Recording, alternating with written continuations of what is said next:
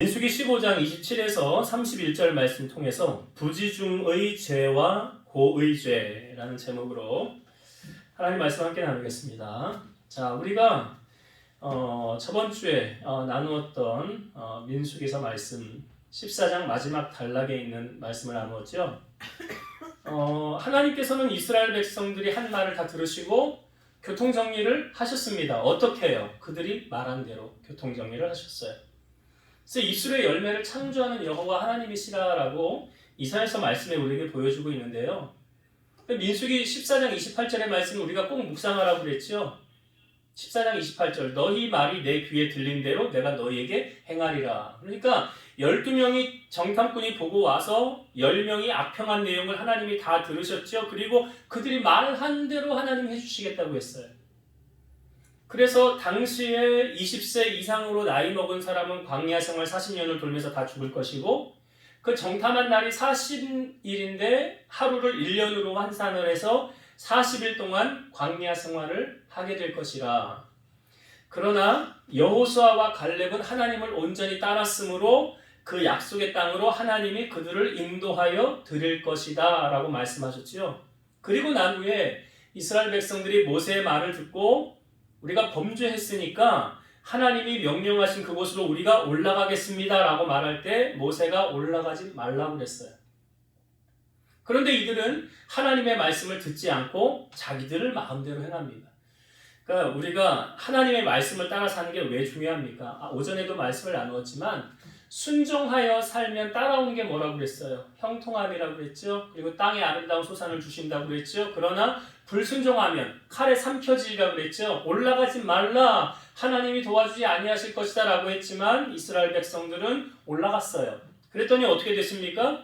칼에 아말렉 사람, 가나안 사람들 그들에게 의해서 칼에 죽임을 당하고 도망을 당하는 신세가 되었다는 거죠. 왜 그랬습니까? 여러분, 전쟁의 승패는 어디서 결정난다고 그랬습니까? 그 사람이 작전을 잘 짜면 이기나요? 무기가 좋으면 이기나요? 아니에요. 하나님이 그들 편에 서 계시면 그들은 전쟁에서 이기는 것이고 하나님이 그들 편에 서지 않으면 전쟁은 지는 원리예요. 성경은 너무나도 그것을 우리에게 명확하게 보여주고 있어요. 그러니까 지금 이스라엘 백성도 올라갔지만 불순종한 결과로 말미암아 그들은 전쟁에서 패하게 되었더라. 그렇기 때문에 우리가 인생을 살아가면서 승리하는 비결은 어디에 있습니까? 하나님이 내 편 되어주면 승리하는 거예요. 우리가 하나님의 편에 서야 되는 거예요. 신앙생활은 다른 게 아니에요. 여호와 어떻게 하면 기쁘시게 할까? 어떻게 하면 내가 하나님의 편에 설까? 어떻게 하면 하나님이 나를 도와주실까? 이것을 늘 묵상하면서 생각하는 사람에게 하나님이 형통함을 주시고 그 전쟁에서 승리를 보장해 주신다라는 것을 우리가 저번 주 말씀을 통하여 나누었어요. 자, 이제 이스라엘 백성들은 광야 길에 들어가게 됩니다. 그 약속의 땅을 넉넉 잡아 일주일이면 갈 수 있는 그곳을 40년을 돌게 되었던 거예요. 그런데 오늘 말씀해 보니까 마치 40년의 광야 생활을 다 돌고 난 다음에 하나님께서 이스라엘 백성들에게 하시는 말씀처럼 선포하시는 하나님의 말씀을 모세에게 들려주고 있어요. 자, 15장, 제가 앞부분 다 보지 않았지만 2절을 한번 보겠습니다. 15장 2절의 말씀 1절부터 1절 2절 같이 볼게요. 여호와께서 모세에게 말씀하여 이르시되 이스라엘 자손에게 말하여 그들에게 이르라 너희는 내가 주어 살게 할 땅에 들어가서 너희는 내가 살게 할 땅, 그러니까 그 땅이 무슨 땅입니까? 약속의 땅이죠. 가나안 땅이죠. 그 살게 할 땅에 들어가서 그 다음에 뭐 하라라는 게 쭉 나오는 거예요. 자, 그런데 지금 시점은 무슨 시점입니까? 이스라엘 백성들이 40년 광야 생활을 다 마친 시점이 아니에요. 지금은 이제 광야로 들어가야 되는 시점이에요. 그러면 아직 40년이라는 광야 생활을 돌아야 돼요. 그리고 나서 하나님이 말씀하셔도 되는데 마치 40년 광야 생활을 다 돈 것처럼 그것이 끝난 것처럼 하나님께서 이스라엘 백성들에게 말씀하고 계시다는 거죠. 어떤 의도가 숨겨져 있습니까? 세 가지를 생각해 볼 수 있어요. 첫 번째는 이스라엘이 가나안 정복 전쟁을 마친 후에 하나님과의 바른 관계를 최우선 순위에 두고 생활할 것을 명령하시는 하나님의 뜻을 전달하는 것이다. 아직 약속의 땅에 들어가지 않았지만 그 땅에 들어가게 됐을 때에 가장 먼저 생각해야 될 것이 뭐냐? 하나님과의 바른 관계. 하나님과의 바른. 그러니까 신앙생활은 뭐예요?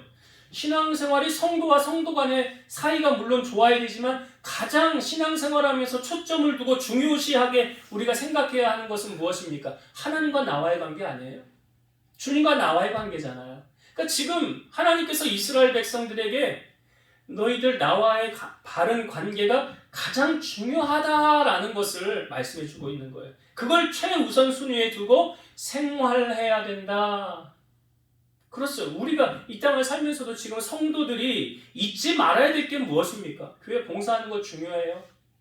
여러 가지 섬기는 거 중요해요. 그러나 그것에 앞서서 가장 먼저 생각해야 되는 것은 하나님과 나와의 관계예요. 신앙생활은 하나님과 나와의 관계예요. 제일 중요한 거예요. 그래서 아시아의 7교회를 향하여 에베소 교회를 향하여 하나님이 너 잘한 것도 있는데 너 이거 잘못했어 하면서 지적하는 게 뭐예요? 첫사랑을 잃어버렸다. 그게 뭐예요? 하나님을 향한 사랑이 잃어버리니까. 그러니까 신앙생활도 형식적으로 되어버리는 거예요. 의무감으로 되어버리는 거예요. 아유 빨간 날이네, 일요일이네, 아유 교회 안 가면 눈치 보이겠지, 내가 직분자인데 교회 빠지면 안 되지 하면서 어쩔 수 없이 의무감으로 신앙생활하는 거, 교회는 이게 첫사랑 잃어버린 거예요. 하나님 그걸 원하지 않아요.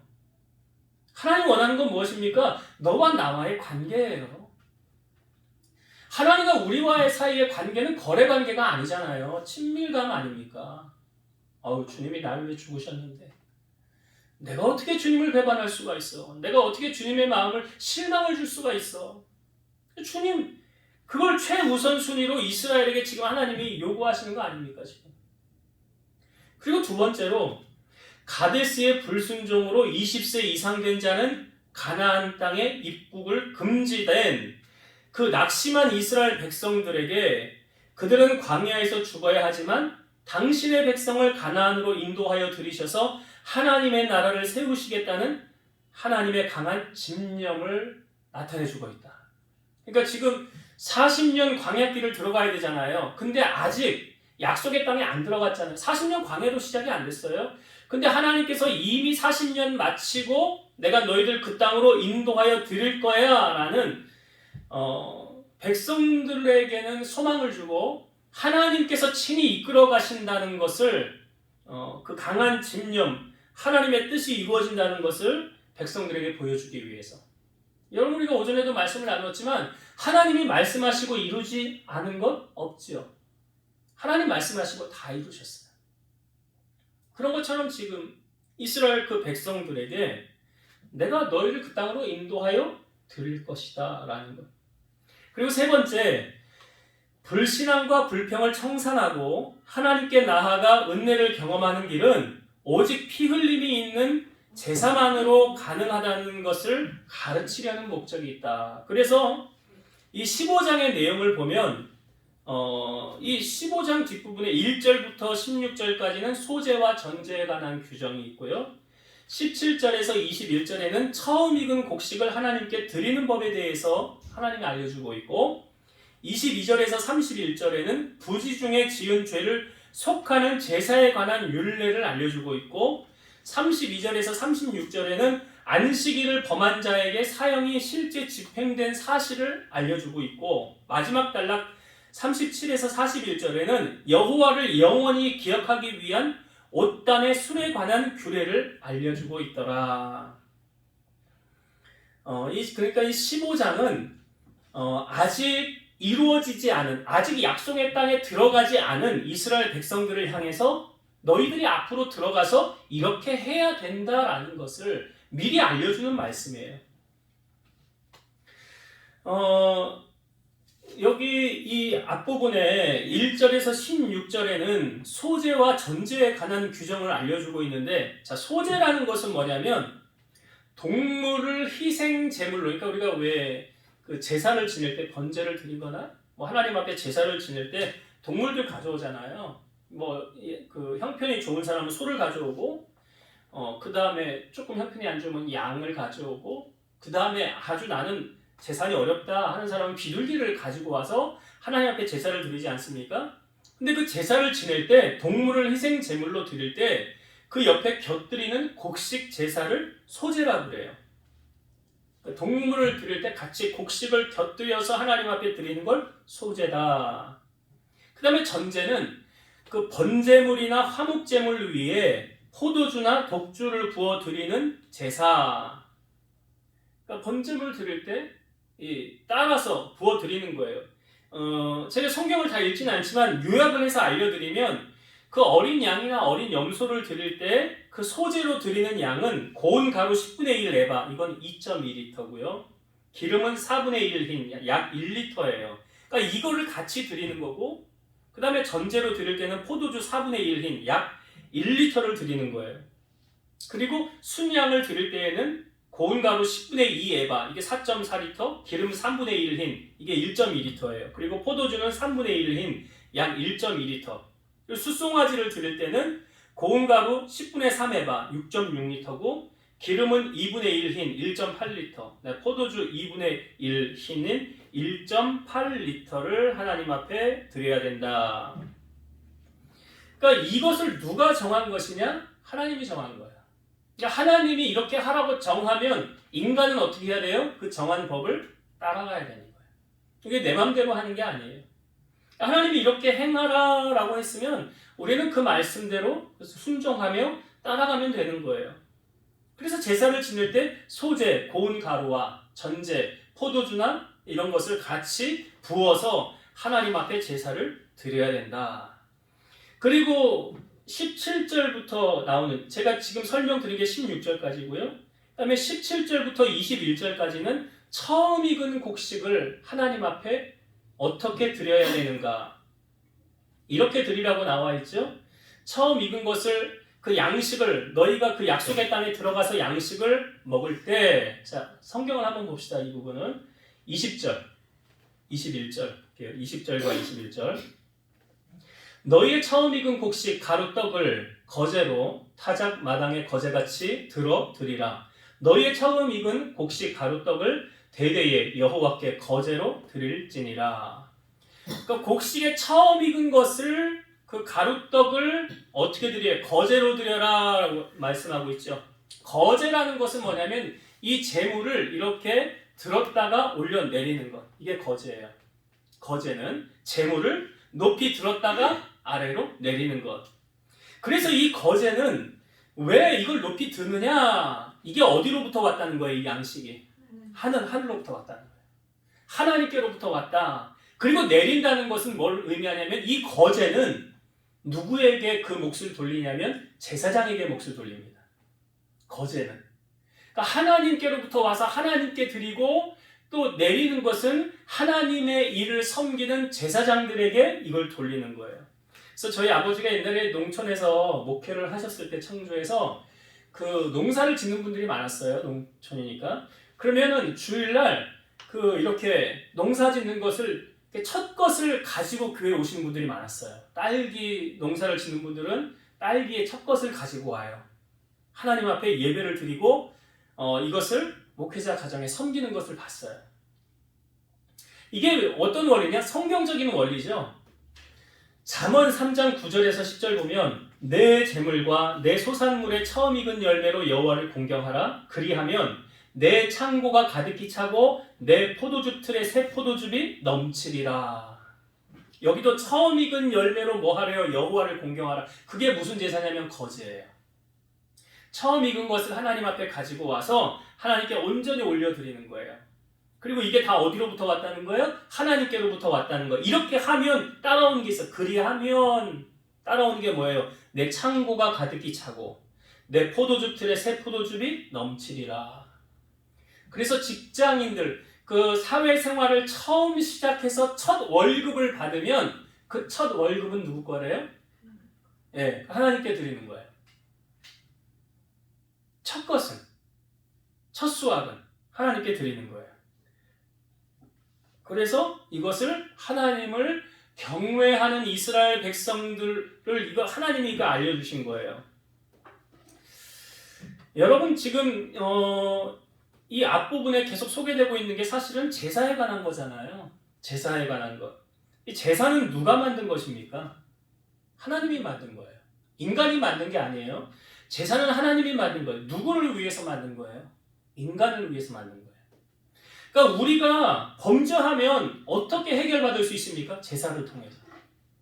우리가 죄를 지으면 이 죄 사함 받아야 되잖아요. 근데 성경에 보면 피 흘림이 없은즉 사함이 없느니라. 그러면 죄를 지으면 누군가 대신 희생 제물이 되어야, 피를 흘려야 내 죄 사함을 받을 수가 있는 거예요. 여러분, 그런 의미에서 우리 인간에 임한 그 죄를 사해 주시고 죄에서 자유함을 주기 위해서 이 땅에 오신 분이 예수님이잖아요. 예수님을 어린 양이라는 표현을 하지 않습니까? 그러니까 제사라는 것은 뭐냐면 하나님께서 인간을 사랑하셔서 만든 제도예요. 죄에 매여서 어찌할 수 없는 그 인간을 구제하기 위해서 만든 제도가 뭐예요? 제사예요. 그 제사가 요즘 오늘날로 말하면 무엇으로 대체할 수 있습니까? 예배지요. 그게 예배예요.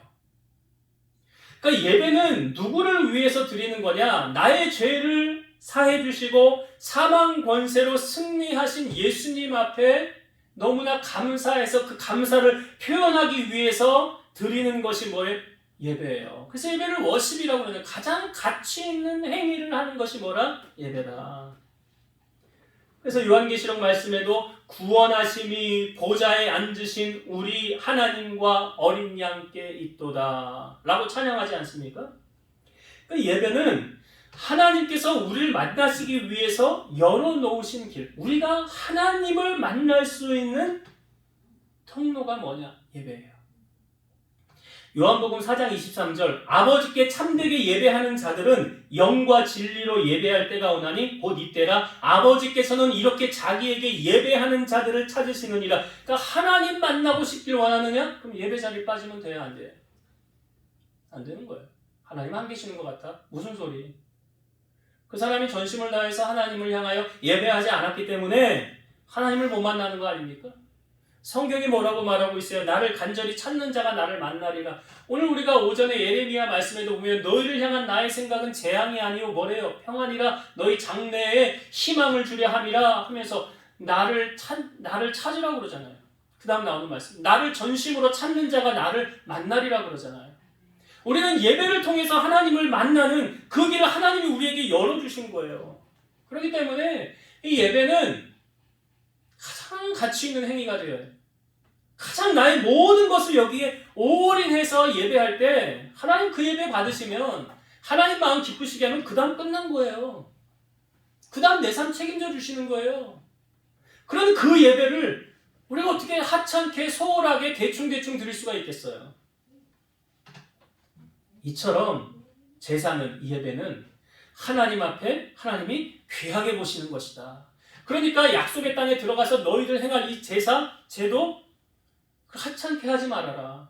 말씀에 순종하여 내가 명하는 대로 행하며 나오라. 그 말씀에 순종하면 그 대가를 우리가 받는 거예요. 하나님께로부터.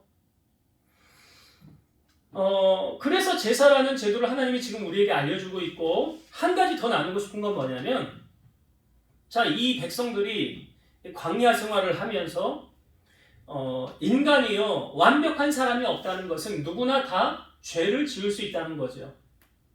누구나 다. 여기서 자유할 수 있는 사람은 없을 거예요. 근데 죄를 지을 때는 두 가지 종류의 죄가 있어요. 알고 짓는 죄와 모르고 짓는 죄. 그러니까 이 알고 짓는 죄하고 모르고 짓는 죄는 똑같은 죄를 저질렀어도 그 동기를 하나님이 보시는 거예요. 그리고 어떻게 하나님이 대처하시느냐? 자, 한번 성경을 이 부분 봅시다. 24절, 25절을 한번 볼게요. 24절과 25절. 회중이 부지 중에 범죄하였거든. 부지 중에 범죄하였다는 건 이제 잘 모르고 범죄했다는 거예요. 온 회중은 숫송아지 한 마리를 여호와께 향기로운 화제로 드리고 규례대로 소제와 전제를 드리고 순염소 한 마리를 속죄제로 드릴 것이라. 제사장이 이스라엘 자손의 온 회중을 위하여 속죄하면 그들이 사함을 받으리니 이는 그가 부지 중에 범죄함이며 또 부지 중에 범죄함으로 말미암아 헌물 곧 화제와 화목제를 여호와께 드렸습니다. 그러니까 부지 중에 알지 못하고 잘못해서 죄를 지으려고 해서 지은 게 아니라 모르고 죄를 범했다면 제사장이 그것을 이제 속죄함으로 말미암아 그 사람의 죄가 사하여질 것이다. 회중의 죄가 이래서 사하여지는 거예요. 자, 한 번 더 봅시다. 27절, 28절. 만일 한 사람이 부지 중에 범죄하면 1년 된 암염소로 속죄제를 드릴 것이요 제사장은 그 부지 중에 범죄한 사람이 부지 중에 여호와 앞에 범한 죄를 위하여 속죄하여 그 죄를 속할지니 그리하면 사함을 얻으리라. 그러니까 한 사람의 부지 중에 범죄해서 잘못했어요. 한 사람이 고의로 범한 것이 아니라 잘못해서 나 이거 죄인지 모르고 범했어요. 근데 나중에 보니까 이게 알고 보니까 이게 죄였어요 라고 했을 때 제사장이 이제 속죄제를 드리는 거죠. 속죄죄를 드리면 그 사람은 어떻게 된대요? 사함을 얻으리라 그랬어요. 그러니까 하나님도 우리가 모르고 범죄하는 거에 대해서는 하나님과 잘못했어요. 용서해 주세요 하면 용서해 주세요. 안 해주세요? 용서해 주세요. 근데 문제는 뭐냐? 자, 30절, 31절 볼게요. 30절과 31절. 본토인이든지 타국인이든지 고의로 무엇을 범하면 누구나 여호와를 비방하는 자니 그의 백성 중에서 끊어질 것이라. 그런 사람은 여호와의 말씀을 멸시하고 그의 명령을 파괴하였은즉 그의 죄악이 자기에게로 돌아가서 온전히 끊어지리라. 이게 무슨 말입니까? 고의로 무엇을 범하면 고의로 범했다는 것은 알고 범했다는 거예요? 모르고 범했다는 거예요? 알고 범했어요. 이렇게 하면 안 돼. 범죄하는 거야. 하나님이 기뻐하지 않으셔. 그걸 알고도 범죄하는 사람은 성경이 말하지요. 여호와를 비방하는 자라. 여호와를 비방하는 자. 그 어떻게 된대요? 백성 중에서 끊어진다 그러죠. 31절 보니까 그런 사람은 여호와의 말씀을 멸시하고 그의 명령을 파괴하였은즉 온전히 끊어지리라 라고 말하고 있어요.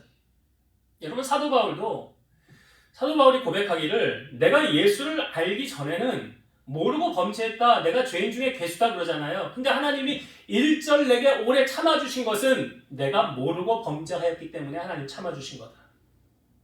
그러니까 여러분 신앙생활을 해도 처음에 교회 들어오면 어떤 게 맞는지 틀린지 이건 죄인지 아닌지 알아요 몰라요? 잘 몰라요. 잘 모른다고요. 그런데 신앙의 연수가 깊어져요. 이제 어느 정도 이제 말씀이 들어와요. 그리고 설교를 많이 들었어요. 그러면 이건 하면 안 되는 거구나. 이건 하나님이 기뻐하지 않는 거구나 라는 것을 우리가 잘 알아야 몰라요. 이제 하나씩 알아가게 되죠. 자, 알아가게 되면서 예전에는 이게 죄인 줄 모르고 내가 범했었는데 이제 보니까 이렇게 하면은 죄 짓는 거구나 라는 걸 알게 됐어요. 그럼에도 불구하고 죄를 지면 어떻게 될까요? 만약에 성경대로만 하면 하나님이 끊어버린다. 온전히 끊어지리라. 목숨을 가져간다. 라도 할 말이 없는 거예요. 나 몰랐을 때는 하나님도 이해를 해주시는 거예요. 근데 이제 알아요. 그렇게 하면 안 돼. 그렇게 하면 하나님이 기뻐하지 않아. 그러면 어떻게 해야 돼요? 끊어야 돼요. 하지 말아야 돼요. 그걸 말하고 있는 거예요, 지금. 신앙생활이 그런 거예요. 어제 제가 어느 목사님 맨날 설교 올리는 걸 제가 봤는데 크리스찬하고 불신자하고 똑같이 죄를 범하였을 때 하나님께서 지불하는 대가는 누가 더 큰 재앙을 당할까요? 네? 크리스찬이 더 큰 재앙을 당합니다. 왜? 너희들은 그렇게 하면 안 되는 거 알면서도 범했으니까. 세상 사람들이 모르니까 가치관이고 자기 마음대로니까 죄인지 아닌지 모르고 그냥 행한 거니까 하나님도 그냥 내버려 두시는 거야. 신경 안 쓰시는. 근데 하나님의 자녀가 그렇게 하면 안 되는 것을 알면서도 범죄하면 하나님은 더 크게 죄에 대한 대가를 지불하게 하신다. 그러니까 강단에서 선포되어지는 하나님 말씀이 있죠. 요즘에 계속 내게 뭐라고 계속 말씀하시잖아. 이거는 하나님이 기뻐하지 않는 거구나. 야고보서 4장 17절 보면 그러므로 사람이 선을 행할 줄 알고도 행하지 아니하면 뭐라? 죄라. 행할 줄 알면서도 안 행하는 것은 죄라.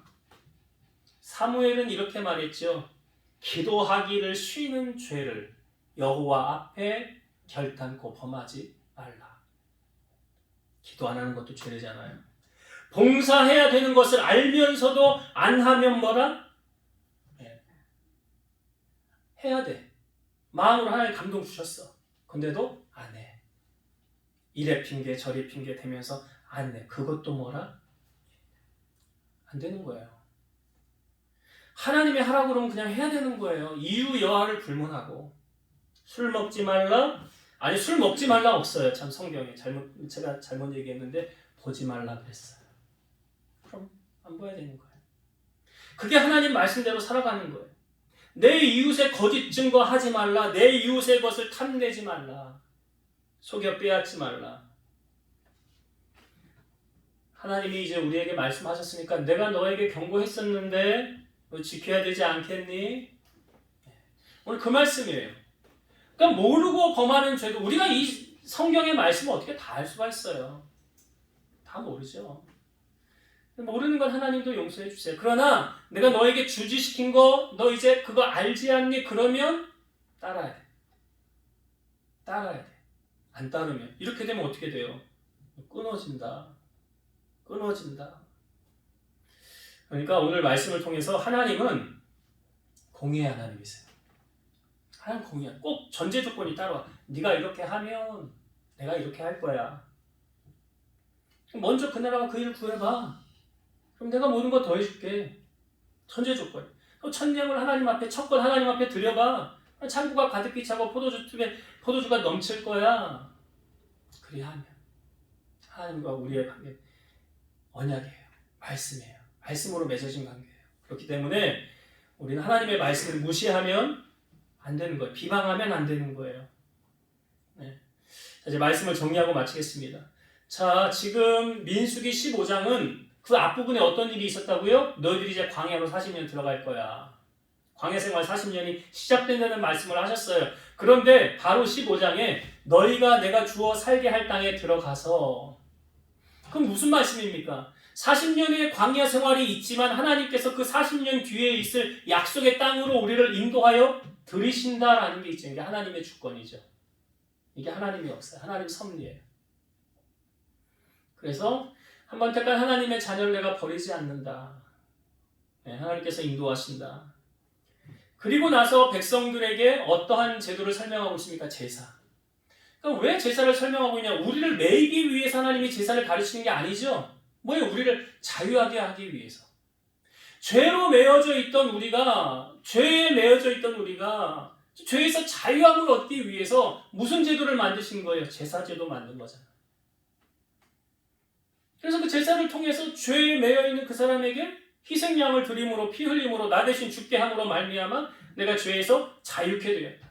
그러니까 우리가 구약의 제사를 지금 따라가지 않는 것은 예수님께서 영원한 첫 제물이 되셔서 죄 없으신 그분이 우리 위한 제물이 되셔서 죽으심으로 말미암아 우리가 죄에서 자유케 되었잖아요. 영원히 죽을 수밖에 없는 우리가 예수님으로 말미암아. 그래서 오늘날 구약의 제사는 오늘날에 뭐하고 관련이 있는 거예요? 예배라는 거예요. 예배. 그래서 우리는 이 예배에 모든 정성을 다하고 최선을 다하고 나의 전부를 다해서 하나님을 예배하는 예배자가 되어야 된다. 그것에 대해서 앞부분에 설명을 드렸고, 두 번째로 우리가 이 땅에 살면서 죄를 안 지을 수는 없어요. 하나님도 무지막지하신 하나님이 아니라 하나님 인격적인 분이세요. 그래서 우리가 범죄했을 때, 잘못했을 때 그 상황과 처지와 이 모든 것을 하나님이 고려하시는 거예요. 그래서 너 모르고 그랬구나. 그래, 내가 용서해 줄게. 네가 아직 성숙하지 않았기 때문에, 네가 아직 믿음이 어리기 때문에, 네가 아직 우유를 먹을 만큼밖에 믿음이 안 되기 때문에 내가 용서해 줄게. 그런데 이 아이가 이제 점점점 자라서 아이의 신분을 벗고 예를 들어서 이제 뭐 대학생이 됐다, 청년이 됐다. 그런데도 아직도 어린아이 같은 그런 일을 행한다. 그럼 하나님이 그때는 너 지금 이건 아니지 않니? 이건 아니지 않니? 너 이제 알잖아 다. 그전에는 믿음이 어리고 몰랐으니까 내가 용서해 줬지만 이제는 그 정도 수준의 그 단계는 네가 아니지 않니? 이게 뭐예요? 고의로 짓는 죄. 고의죄는 지면 안 돼요. 고의로 범죄하면 안 돼요. 하나님은 제가 그랬잖아요. 죄는 우리가 무서워해야 된다고 그랬죠. 배격해야 된다고 그랬죠. 왜 그랬습니까? 대가를 지불해야 되기 때문에 그래요. 죄는 반드시 대가가 따라와요. 그러니까 우리가 하나님의 마음에 합한 다윗조차도 범죄함으로 말미암아 하나님 대가를 지불하게 하셨잖아요. 다윗도 예외가 아니었는데 하면 우리가 뭐 말할 것도 없죠. 그렇기 때문에 항상 죄의 자리가 복 있는 사람이 뭐예요? 시편 1편 우리가 묵상할 때 말씀을 나누었을 때 복 있는 사람은 악인의 꾀를 쫓지 않고 죄인의 길에 서지 않고 오만한 자들의 자리에 앉지 아니하고 여호와의 율법을 즐거워하여 그 율법을 주야로 묵상하는 자로다. 그러니까 뭐예요? 철저하게 죄를 배격하는 거예요. 죄의 자리 가지 않는 거예요. 우리가 저번 주 말씀에 나눴을 로마서 말씀에 보면 죄져도 괜찮아. 뭐 하나님이 뭐 다 용서해 주셔. 죄 지으면 또 회개하고 다시 가면 돼. 아니라고 그랬죠. 그거 아니라고 그랬잖아요. 아니 은혜를 더하게 하려고 죄를 짓겠느냐? 그럴 수 없느니라 그러잖아요. 그럴 수 없느니라. 내 몸이 이제 하나님의 성전인데 하나님께서 원하시는 대로 내가 살아야지. 그런 결단과 각오로 우리가 신앙생활을 해야 하나님 기뻐하시고 말씀대로 우리가 살아갈 때 형통함을 보장해 주신다. 그래서 이 말씀을 여러분 가슴에 잘 새기셔서 이제 내게 하시는 하나님의 말씀에 귀를 기울이시고 진정한 신앙은 어디서 보여지느냐? 삶 속에서 보여지는 거예요. 삶 속에서 나타나는 거예요. 교회에서 아멘 아멘 하고 뜨겁게 찬양하고 눈물을 흘리며 기도하고 여기서만 하는 것이 아니라 세상으로 나아갔을 때 진정한 예배가 시작되는 거라고요. 거기에서부터. 여기서는 힘받고 능력받아서 세상에서 승리할 수 있는. 그래서 우리 삶 가운데 늘 나를 바라보고 계시는 그 주님의 마음을 흡족하게 해드리고 기쁘시게 해드릴 수 있는 여러분들 되시기를 주의 이름으로 축원드립니다. 기도하시겠습니다. 살아계신 하나님 감사합니다. 40년의 광야 생활이 시작된 이스라엘 백성들을 향하여 이제 너희가 그 약속의 땅에 들어가거든 이라고 말씀하십니다. 40년 광야가 아직 시작도 되어지지 않았습니다. 그러나 하나님은 이미 그 40년 후에 그 백성들을 인도하고 계실 것을 약속해 주고 있고 그 약속을 받은 하나님의 백성들이 그 약속의 땅에 들어갔거든 하나님과의 온전한 제사를 통하여 그 관계를 유지하라고 하셨습니다. 그 제사는 바로 오늘날로 말하면 예배입니다. 하나님은 예배를 통해서 우리와의 관계를 더 깊게 만나길 원하시고 주님과의 친밀함을 유지하길 원하십니다. 그렇기 때문에 우리 사랑하는 성도들이 이 예배에 헌신하게 하시고 올인하게 하시고 이 예배에 집중함으로 하나님을 깊게 만나서 주님을 위해서 우리의 생애를 드리고 헌신하는 우리 성도들이 다 되게 하여 주옵소서. 또한 첫 것은 다 하나님의 것이라고 하였습니다.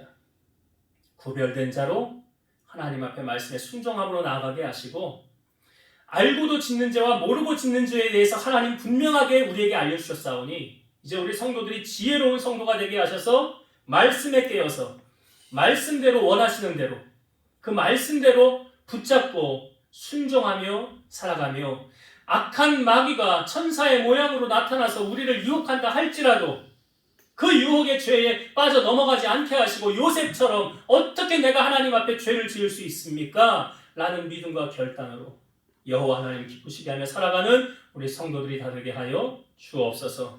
이제는 우리를 모든 죄악 가운데서 구속하신 예수 그리스도의 은혜와 하나님의 사랑하심과 성령님의 내주 교통 인도 역사 충만케 하심이 사랑하는 성도들 머리 위에 저들의 가정 위에 선민은 교회와 나라 민족 위에 이제로부터 영원토록 함께 있을지어다. 아멘.